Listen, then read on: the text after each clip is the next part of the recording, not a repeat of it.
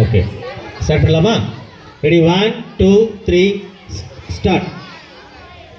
கனவு காணுங்கள் என்று டாக்டர் ஏபிஜே அப்துல் கலாம் அவர்கள் சொன்னது போல் நான் என் கனவை பற்றி கூறப்போகிறேன்.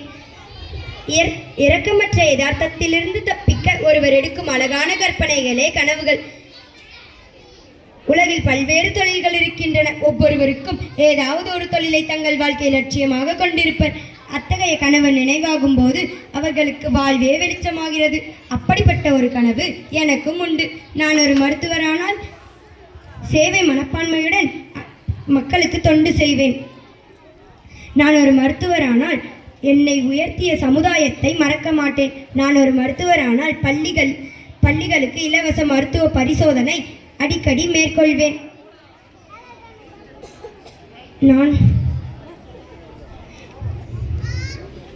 என்னுடைய கனவு